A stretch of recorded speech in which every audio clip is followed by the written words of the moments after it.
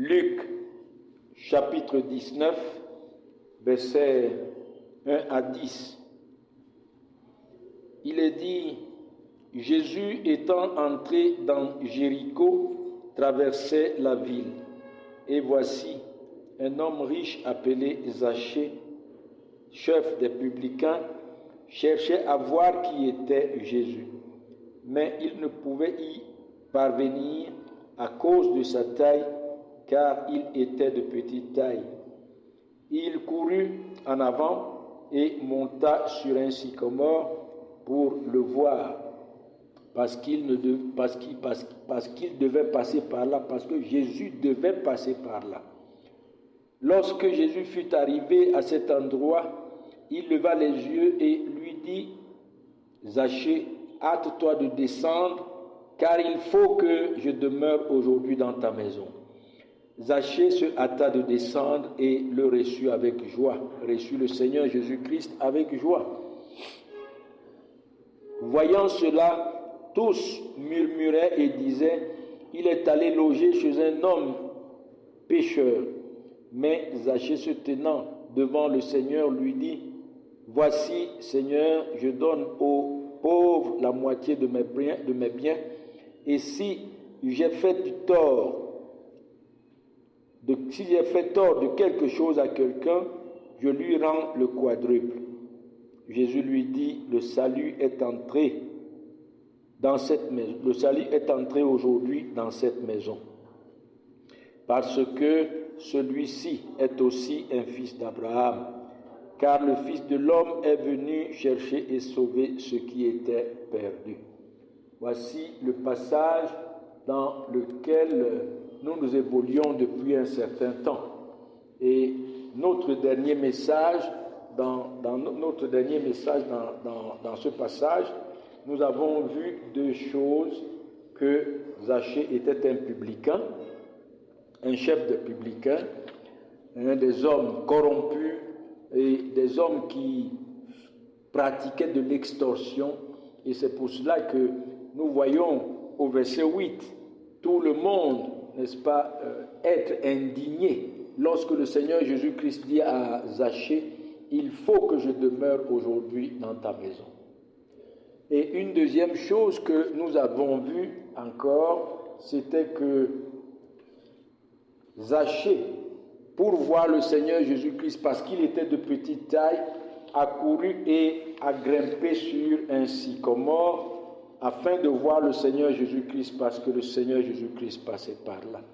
Et nous avons dit que cet acte de Zachée, ce zèle avec lequel Zachée désirait voir le Seigneur Jésus-Christ, n'était pas le fait d'une simple curiosité, mais l'œuvre de la grâce de Dieu dans le cœur de Zachée. Voyez, Zachée avait certainement entendu parler de notre Seigneur Jésus-Christ, de sa miséricorde envers les publicains comme lui, ces hommes qui étaient haïs et rejetés par le peuple à cause de leur extorsion et de leur corruption. Voyez, ces hommes qui étaient méprisés par le peuple. Et Zachée a certainement entendu la miséricorde et la compassion de notre Seigneur et Sauveur Jésus-Christ envers ces hommes-là, comme Matthieu, Lévi. Matthieu qui est, n'est-ce pas, l'évangéliste. Il était collecteur d'impôts comme Zachée, mais lorsque le Seigneur l'a appelé, cet homme a trouvé grâce aux yeux de notre Seigneur et Sauveur Jésus-Christ.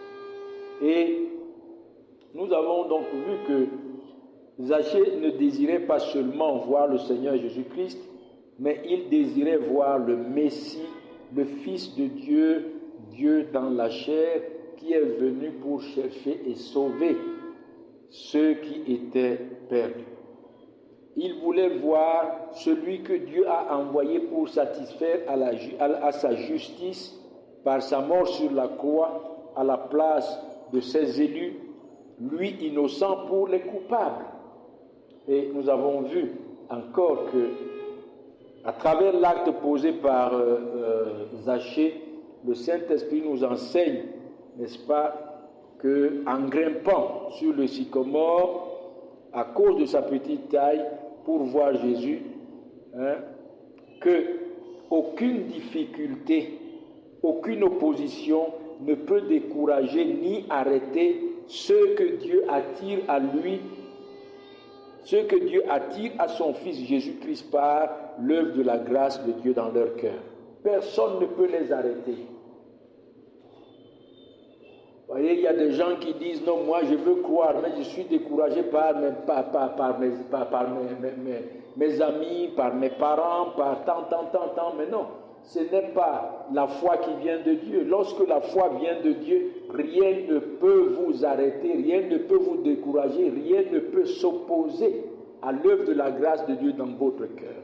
Et c'est pourquoi nous voyons Zachée grimper sur un arbre pour voir le Fils de Dieu.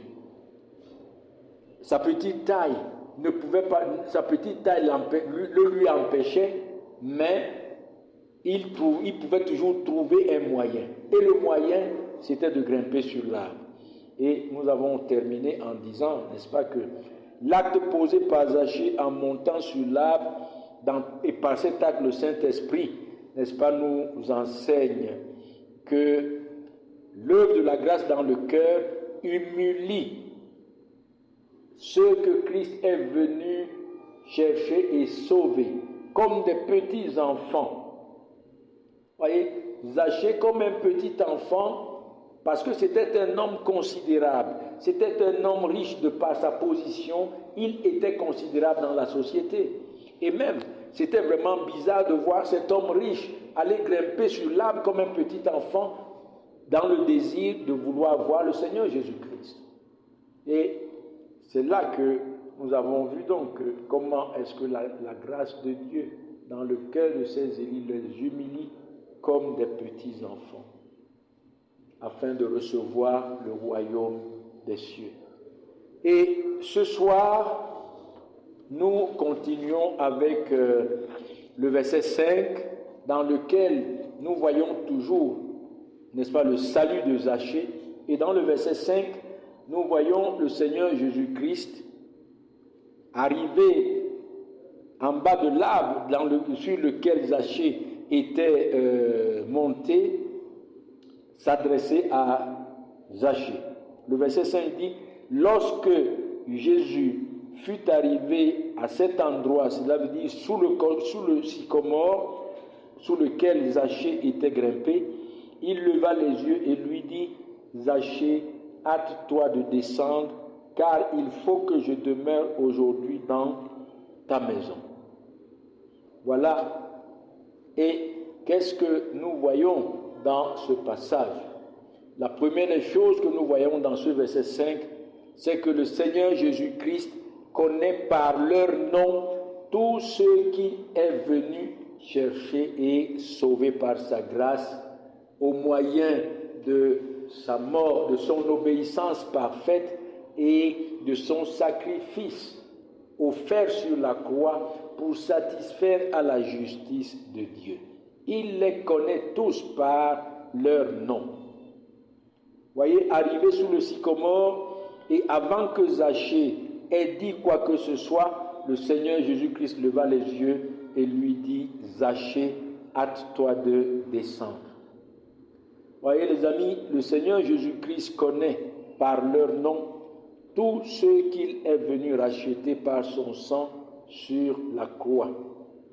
Ce n'est pas comme nous entendons à longueur de journée dans les radios, dans les conférences et sur les chaînes de télévision. Ce n'est pas les hommes qui écrivent leur nom dans le livre de vie pour être sauvés. On entend cette fausse prédiction, ce faux message qui n'est vraiment pas l'évangile du tout. Le Seigneur Jésus-Christ lui-même, écoutez-le, le Seigneur Jésus-Christ lui-même est le livre de vie. Il est le livre de vie. Lorsque la Bible parle du livre de vie, ce n'est pas un livre qui sera ouvert et dont on va tourner les pages pour lire les noms, mais le Seigneur Jésus-Christ est le livre de vie. Il porte dans son cœur et en lui tous ceux qu'il est venu chercher et sauver. Tous ces hommes, ces femmes, pécheurs, qu'il a connus depuis avant la fondation du monde, qu'il a aimés et qu'il a portés dans son cœur. Il les connaît chacun par son nom. C'est lui qui est le livre de vie. Un livre de vie. C'est lui qui est l'auteur de la vie.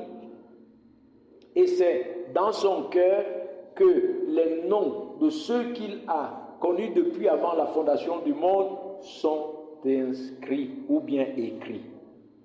Voyez mes amis, ce n'est pas aux hommes, comme nous l'entendons, des hommes morts dans leur péché, de permettre à notre Seigneur et Sauveur Jésus-Christ de les sauver. Ils sont incapables de faire quoi que ce soit. Ils sont incapables. Ils ne sont pas capables de dire au Seigneur Jésus-Christ, maintenant sauve-moi, parce que je le veux, c'est moi qui veux que tu me sauves maintenant. Non. Les hommes sont morts dans leur péché. Qu'est-ce qu'un cadavre peut faire véritablement devant les hommes? Qu'est-ce qu'un cadavre peut dire? Si le cadavre peut dire quelque chose, c'est qu'on lui a infusé la vie. Et là, ayant la vie en lui, il se lèvera. Voyez mes amis, nous entendons à longueur de journée que c'est des hommes pécheurs qui doivent permettre au Seigneur Jésus-Christ de les sauver. C'est des hommes pécheurs qui doivent permettre au Saint-Esprit de les régénérer. C'est des hommes pécheurs qui, par leur choix, par leur décision, choisissent d'être sauvés par le Seigneur et Sauveur Jésus-Christ. Non, le Seigneur Jésus-Christ connaît les siens, chacun par son nom. Et lorsqu'il vient les chercher, il appelle chacun par son nom. Il appelle chacun par son nom. Vous entendez, vous sentez le Saint-Esprit s'adresser à vous particulièrement. Aujourd'hui, le Seigneur Jésus-Christ n'est pas là physiquement, mais lorsque la prédication de l'Évangile lorsque l'évangile est proclamé et que le Saint-Esprit se saisit de cet évangile pour l'appliquer à votre cœur, vous sentez cet appel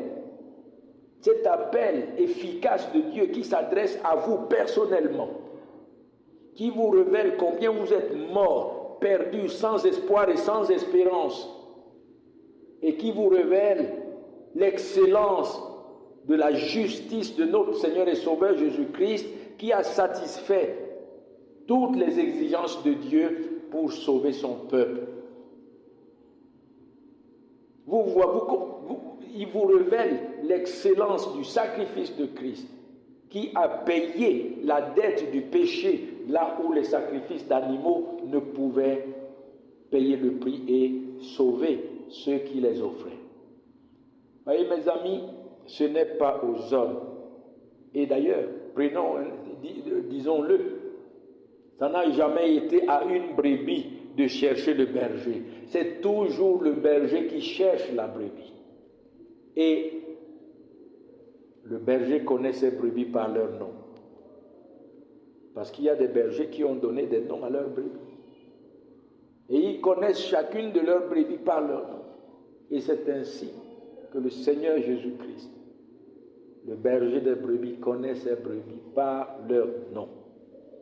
Voyez, le Seigneur Jésus-Christ est venu chercher et sauver les siens qui étaient perdus en donnant une pleine et parfaite satisfaction à la justice de Dieu par son obéissance parfaite à la loi, sa vie parfaite, sa vie sainte, et par son sacrifice offert sur la croix pour payer la dette du péché de ceux qu'il est venu chercher et sauver. Il les connaît par leur nom. Voyez, lisons-le dans Jean chapitre 10. Il est écrit, versets 3 et 4, il dit, le portier lui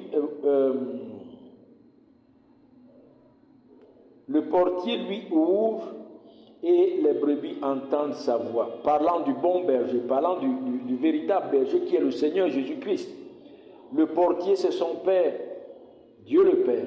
il lui ouvre la bergerie et les brebis entendent sa voix. Il appelle par leur nom les brebis qui lui appartiennent et il les conduit dehors.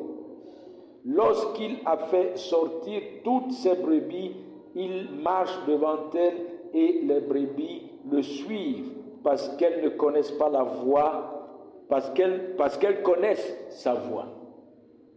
Vous voyez, mes amis, le Seigneur Jésus-Christ n'est pas venu dans ce monde pour sauver les hommes au hasard, mais il est venu pour chercher et sauver ceux-là, ces brebis, ceux-là, ces élus, ces hommes, ces femmes qu'il a aimés depuis avant la fondation du monde et qu'il a séparés de tous les autres. Il les a mis à part. Au temps marqué, il est venu les chercher. Il est venu les chercher en se donnant lui-même sur la croix. Premièrement, en se donnant lui-même sur la croix pour satisfaire à la justice de Dieu à leur égard. Et, voyez, c'est ce que nous pouvons encore lire dans le verset 11 où il dit « Je suis le bon berger ». Jean chapitre 10, verset 11. « Je suis le bon berger. Le bon berger donne sa vie pour ses brebis. » Pour ses brebis. Et dans le verset 14 à 15, il dit « Je suis le bon berger. Je connais mes brebis et elles me connaissent comme le Père me connaît et comme je connais le Père. Et je donne ma vie pour mes brebis. Et je donne ma vie pour mes brebis. » Voyez, on a tendance à nous faire croire que le Seigneur Jésus-Christ est venu mourir pour tout le monde, mais pourquoi tout le monde n'est-il pas sauvé? Parce que si le Seigneur Jésus-Christ est mort pour tout le monde et qu'il a satisfait à la justice de Dieu à l'égard de tout le monde, alors tout le monde sera sauvé. Tout le monde. Puisque c'est lui qui appelle, c'est lui qui attire, puisque c'est lui qui a choisi, c'est lui qui a aimé, tout le monde sera sauvé. Mais la Bible est claire et on ne peut plus clair. Et le Seigneur Jésus-Christ lui-même parle, c'est lui-même qui s'exprime. Ce n'est pas quelqu'un qui s'exprime à sa place. Il dit « Je suis le bon berger. Le bon berger donne sa vie pour ses brebis. » Il les connaît tous, chacun par son nom.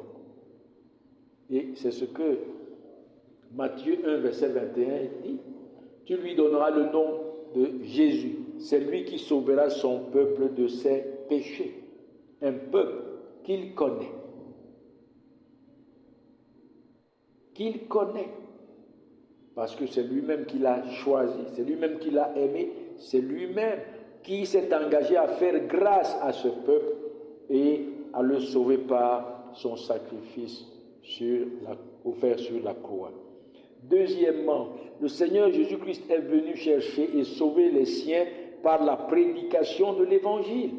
Non seulement il est venu les chercher et les sauver en s'offrant lui-même à Dieu son Père pour satisfaire par sa vie sainte la justice les exigences de la loi, la justice de la loi, mais pour satisfaire à la justice de Dieu qui exige la mort du pécheur, en prenant leur place comme leur substitut dans la mort devant Dieu, pour payer le prix de leur péché et pour les réconcilier avec Dieu. Et la deuxième des choses, comme je disais, il est venu les chercher et les sauver par la prédication de l'Évangile, comme je vous le prêche maintenant. Dans Jean 10, où nous sommes toujours, il dit d'abord au verset 26, il dit « Mais vous ne croyez pas parce que vous n'êtes pas de mes brebis. Mes brebis, verset 27, mes brebis entendent ma voix, je les connais et elles me suivent, je leur donne la vie éternelle et elles ne périront jamais et personne ne les ravira de ma main. » Voyez mes amis, pourquoi les hommes ne croient pas? Parce qu'ils ne sont pas les brebis de notre Seigneur et Sauveur Jésus-Christ. C'est pourquoi ils ne croient pas. C'est pourquoi ils ne peuvent pas avoir, c'est pourquoi ils n'ont pas des oreilles pour entendre la voix de notre Seigneur et Sauveur Jésus-Christ. Cette voix que vous entendez actuellement à travers la prédication de l'Évangile, à travers la proclamation de Christ dans le salut de Zachée. Il est venu pour chercher et sauver Zachée. Et seules ces brebis entendent. Seules ces brebis entendent. Parce que c'est à eux qu'il a donné des oreilles pour entendre. Et c'est eux qui entendent, et c'est eux qui le suivent, et c'est eux qui trouvent, c'est eux en fait qui bénéficient de la vie éternelle, et c'est eux seuls qui bénéficient de la persévérance, de ce qu'on appelle l'assurance du salut, la sécurité éternelle. Pourquoi est-ce que les élus de Dieu persévéreront-ils jusqu'à la fin? Parce qu'il dit, et personne ne peut les ravir de ma main. Personne ne peut les ravir de ma main. Voyez, les élus de Dieu connaîtront les travers comme tout le monde. Ils peuvent tomber dans le péché, mais ils ne seront jamais terrassés dans le péché. Le Seigneur viendra les chercher. Il viendra les chercher parce qu'il leur a préparé par sa mort une place. Il viendra les chercher afin que là où il est, qu'ils y soient aussi. Et c'est pourquoi la Bible dit, le juste tombe 7 fois et 7 fois il se relève. Et dans le chapitre 17, toujours Jean, chapitre 17, versets 7 et 8, le Seigneur Jésus-Christ dit ceci. Commençons même au verset 6. Il dit, j'ai fait connaître ton nom aux hommes que tu m'as donnés. Du milieu du monde, ils étaient à toi et tu me les as donnés. Et ils ont gardé ta parole. Maintenant, ils ont connu que tout ce que tu m'as donné vient de toi. Car je leur ai donné les paroles que tu m'as données et ils les ont reçues et ils ont vraiment connu que je suis sorti de toi et ils ont cru que tu m'as envoyé. Comment est-ce que le Seigneur Jésus-Christ vient-il chercher les siens et sauver les siens? Non seulement en s'offrant lui-même à leur place sur la croix et pour leurs péchés, mais deuxièmement par la prédication de l'Évangile. Comment est-ce que je suis venu aujourd'hui à cet Évangile que je vous prêche? J'étais dans une secte qu'on appelle le christianisme céleste. La plupart d'entre vous connaissent peut-être cette église, cette fausse église. Elle est à Douala, elle est à Yaoundé, le christianisme céleste. Et un jeudi à midi, j'ai entendu à la radio un serviteur de Dieu qui parlait effectivement du salut en Jésus-Christ. Et ce jour, le Seigneur s'est adressé à mon cœur et à mon nom, personnellement. Il m'a fait comprendre que j'étais perdu, totalement et entièrement perdu. Et il m'a fait comprendre que Christ est mon seul espoir et ma seule espérance. Voyez mes amis, c'est ça la vérité de l'Évangile, la vérité du salut. Le Seigneur Jésus-Christ est venu chercher et sauver ceux qui étaient perdus par la prédication de l'Évangile. Dans Jean chapitre 6, lisons-le aussi. Il est écrit à partir du verset 67, alors que beaucoup de ceux qui avaient suivi Jésus pour manger le pain commençaient déjà à repartir parce qu'ils ne pouvaient pas croire en lui, il est écrit, Jésus dit aux 12 qui étaient restés, les 12 disciples qui étaient restés à ses côtés, « Et vous, ne voulez-vous pas aussi vous en aller? Verset 68, Simon-Pierre lui répondit, Seigneur, à qui irions-nous? Voilà cette question. À qui irions-nous? Et pourquoi cette question? La réponse, il dit, tu as les paroles de la vie éternelle. Et nous avons cru et nous avons connu que tu es le Christ, le Saint de Dieu. Oui. Tu as les paroles de la vie éternelle. La prédication la proclamation du royaume que tu prêches, le royaume que tu proclames, c'est le royaume, c'est la parole de vie. C'est la parole de vie. Et nous avons cru et nous avons connu. Et tu t'es révélé à nous. Ce n'est pas une connaissance intellectuelle. Vous voyez, mes amis, lorsque le Seigneur sauve les siens, c'est à travers la prédication de l'évangile. À travers cet évangile, il se révèle à leur cœur, tel qu'il est et qui il est, le Christ, le Saint de Dieu. Loin de Dieu, le Messie, le Saint de Dieu, le Fils éternel de Dieu, Dieu dans la chair. Et voilà ce qu'il leur dit. Jésus leur répondit, n'est-ce pas moi qui vous ai choisi, vous les 12, et l'un de vous est un démon. Il parlait de Judas Iscariote, fils de Simon, car c'était lui qui devait le livrer, lui l'un des 12.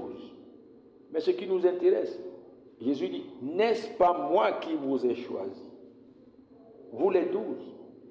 En fait, pour leur dire, si vous êtes encore là, à mes côtés, c'est parce que moi-même, je vous ai choisi. C'est parce que moi-même, je vous ai appelé chacun par son nom, pour que vous me suiviez. Oh, chers amis, le Seigneur Jésus-Christ est venu chercher et sauver ce qui était perdu. Et dans le message de ce soir, nous voyons premièrement que le Seigneur Jésus-Christ connaît par leur nom tous ceux qu'il est venu chercher et sauver. Tous ceux qu'il est venu chercher et sauver. Son peuple qui était perdu, comme tous les autres, sous la colère de Dieu sous la colère de Dieu et sous la juste et éternelle condamnation de Dieu, comme tous les autres. Il est venu les chercher en prenant leur place dans la mort pour satisfaire à la justice de Dieu. Il est venu les chercher par la proclamation de l'Évangile, comme je le fais encore ce soir devant vous et à vos oreilles. Puisse le Seigneur donner les oreilles pour entendre sa voix et pour le suivre. Une deuxième et dernière chose que nous voyons, c'est que le Seigneur est venu demeurer chez les siens, comme nous le voyons dans le verset 5. Il dit, non seulement il appelle Zachée, mais il lui dit, il faut que je demeure aujourd'hui dans ta maison. Verset 5, lorsque Jésus fut arrivé à cet endroit, il leva les yeux et lui dit, Zachée, hâte-toi de descendre, car il faut que je demeure aujourd'hui dans ta maison. Donc, le Seigneur Jésus-Christ, premièrement, il connaît ceux qu'il est venu chercher par leur nom. Deuxièmement, il est venu pour demeurer chez les siens. Il dit, car il faut que je demeure. Vous voyez, cela veut dire quoi? Il est indispensable que je demeure chez toi. Il est obligatoire que je demeure aujourd'hui dans ta maison. Et nous comprenons cela de deux manières. La première chose que nous comprenons à travers cela, que le Saint-Esprit nous enseigne à travers cela, c'est comment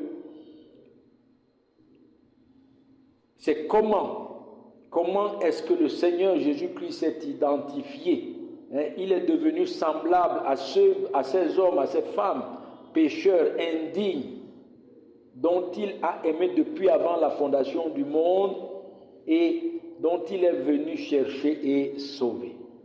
Il s'est identifié à eux, de manière que ces hommes étaient ceux-là qui avaient, je dirais, la paix et le repos du cœur à côté d'eux, à côté de lui. Non seulement il s'est identifié à eux en devenant homme comme eux, mais il s'est identifié à eux, à leur cause, à leur misérable cause. Et ces hommes indignes, pécheurs, incapables de faire quoi que ce soit, trouvaient leur joie auprès de notre Seigneur et Sauveur Jésus-Christ. Et effectivement, parce que c'est eux qu'il est venu pour chercher et sauver.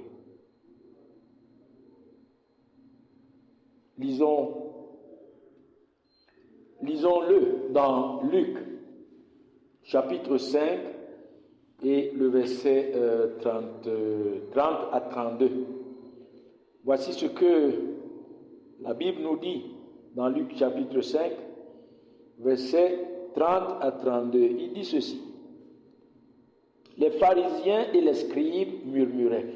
Ici, c'est quand le Seigneur Jésus-Christ a appelé Lévi, Matthieu, qui a écrit l'évangile Matthieu.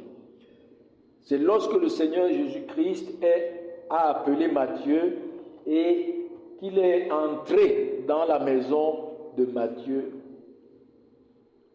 comme Matthieu l'a accueilli avec joie, et Matthieu les a servis. Et il est écrit qu'autour de notre Seigneur Jésus-Christ, il y avait plusieurs personnes. Il y avait les pharisiens, il y avait les scribes, et il y avait aussi d'autres personnes. Lisons-le pour que vous compreniez. Il dit les pharisiens, d'abord, verset 29, c'est beaucoup mieux. Lévi lui donna un grand festin dans sa maison. Et beaucoup de publicains et d'autres personnes étaient à table avec eux. Les publicains et les scribes murmuraient et disaient à ses disciples, « Pourquoi mangez-vous et buvez-vous avec les publicains et les gens de mauvaise vie ?» Et les gens de mauvaise vie. Jésus, prenant la parole, leur dit, « Ce ne sont pas ceux qui se portent bien qui ont besoin du médecin, mais les malades. Et je ne suis pas venu pour appeler à la repentance les justes, mais les pécheurs. » Voyez mes amis, ce que nous voyons ici, lorsque le Seigneur Jésus-Christ entre dans la maison de Zachée, c'est comment est-ce qu'il s'est identifié à ces pécheurs dont il est venu chercher et sauver. Et effectivement, c'est pourquoi les pharisiens et les scribes qui étaient là disent qu'il est allé loger chez un homme pécheur. Parce qu'eux, ils ne se sentaient pas pécheurs. Ils se sentaient justes. Ils se sentaient saints, lavés, purifiés de tout péché. Malheureusement, ce qui n'était pas. Et c'est ce que nous voyons ici. Comment il s'est identifié à ces hommes, en sorte que ces hommes étaient plus heureux en sa compagnie qu'en la compagnie de tous les autres. Parce que c'est eux qu'il est venu chercher et sauver. Un deuxième verset biblique que nous lisons dans ce sens toujours, c'est dans 1 Corinthiens chapitre 1, où l'apôtre Paul dit à partir du verset 26, il dit « Considérez, frères, que parmi vous qui avez été appelés, il n'y a ni beaucoup de sages, ni selon la chair, ni beaucoup de puissants, ni beaucoup de nobles, mais Dieu a choisi des choses folles du monde pour confondre les sages. Dieu a choisi des choses faibles du monde pour confondre les fortes. Et Dieu a choisi les choses viles du monde et celles qu'on méprise, celles qui ne sont point, pour confondre, pour réduire à néant celles qui sont, afin que personne ne se glorifie devant Dieu. Or, c'est par lui, par Dieu, que vous êtes en Jésus-Christ, qui, par la volonté de Dieu, a été fait pour vous, pour nous, sagesse, justice, sanctification et rédemption, afin que, comme il est écrit, que celui qui se glorifie dans le Seigneur. Voyez mes amis, Jésus-Christ est venu s'identifier à ces hommes indignes, pécheurs, que Dieu a choisis depuis avant la fondation du monde, afin de confondre ceux-là qui pensent qu'ils sont justes, afin de confondre ceux-là qui pensent qu'ils ont ce qu'il faut pour être agréables à Dieu, qu'ils sont capables de plaire à Dieu par leurs propres efforts et par leurs propres œuvres, ou bien qui pensent qu'ils peuvent acheter leur salut par leur argent. Non, Dieu a choisi des choses folles, des choses viles, des choses que les autres méprisent. Ça veut dire quoi? Des pécheurs misérables que tous les autres méprisent. Regardez Zachée. Regardez ces hommes de mauvaise vie et dont les publicains, non, dont les pharisiens étaient en train de mépriser. Pourquoi? Parce qu'ils pensent que c'est eux qui sont... que Dieu leur doit... Eux, ils pensaient peut-être que Dieu leur doit le salut. Que eux, ils sont propres pour le salut, malheureusement. Et le but pour lequel Dieu a fait cela, pourquoi? Pour que toute la gloire lui revienne à lui et à lui seul. C'est pourquoi il a choisi des choses faibles, des choses folles, des choses qu'on méprise, celles qu'on rejette, celles qui ne sont pas aux yeux des hommes, celles qui n'ont aucune valeur aux yeux des hommes, afin que toute la gloire lui revienne à lui et à lui seul. Et je suis de ces hommes-là. Je ne sais pas ce que j'aurais pu donner à Dieu pour qu'il me sauve. Je ne sais pas comment j'aurais pu faire pour être agréable à Dieu. Je ne sais pas ce que j'aurais pu dire pour attirer la faveur de Dieu. J'étais misérable, mort dans mon péché. Et c'est là qu'il est venu me chercher et me sauver. Que toute la gloire lui revienne. Que toute la gloire lui revienne, parce qu'aujourd'hui, en Jésus-Christ, Jésus-Christ est ma sagesse, il est ma justice, il est ma sanctification, il est ma rédemption. Tout, pleinement tout en lui. J'ai tout ce qu'il me faut pour le salut de mon âme. Tout ce que Dieu exige pour le salut de mon âme, le Seigneur Jésus-Christ lui a donné, pleinement et parfaitement. Quelle grâce! Quelle grâce! Oh, chers amis! Et une deuxième chose que nous voyons, que le Saint-Esprit nous enseigne lorsqu'il dit à Zachée, il faut que je demeure aujourd'hui sur toi. Une deuxième des choses que le Saint-Esprit nous enseigne ici, c'est que le Seigneur Jésus-Christ dit à Zachée, il faut que je demeure aujourd'hui dans ta maison et que le salut des élus, le salut de ceux que le Seigneur Jésus-Christ est venu chercher et sauver, vient de la révélation de Christ dans leur cœur. Il n'est pas seulement venu demeurer dans la maison de Zachée, mais il est venu demeurer par le Saint-Esprit dans le cœur de Zachée. sans quoi il ne pouvait, et c'est à cause de cela d'ailleurs, c'est à cause de cela qu'il dit au verset 9, le salut est entré aujourd'hui dans cette maison. Parce que le Seigneur Jésus-Christ n'est pas simplement entré sur Zachée pour confirmer son identification à ceux qu'il est venu chercher et sauver, mais pour demeurer dans le cœur de Zachée. Parce que c'est de là, de cette révélation de Christ dans le cœur, que vient le salut des élus. Que vient le salut des élus. Et c'est pourquoi le Seigneur Jésus-Christ dit, le salut est entré aujourd'hui dans cette maison. Comme pour dire,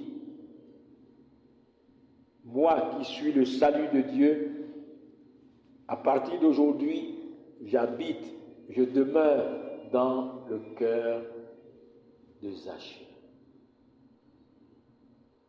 Mes amis, c'est tout ce qui fait la différence. C'est cette révélation de Christ dans le cœur qui fait la différence entre les enfants de Dieu véritables et ceux qui ne le sont pas. Entre la vraie et la fausse religion, c'est la révélation de Christ dans le cœur. Dans le cœur. Et c'est pourquoi le Seigneur Jésus-Christ disait dans Matthieu 13, lorsque, après avoir prêché sur le semeur et les terrains, à partir du verset 10, ses disciples lui disent, il est écrit, les disciples s'approchèrent et lui dirent, pourquoi leur parles-tu en parabole? Jésus leur répondit, parce qu'il vous a été donné de connaître les mystères du royaume des cieux et que cela ne leur a pas été donné.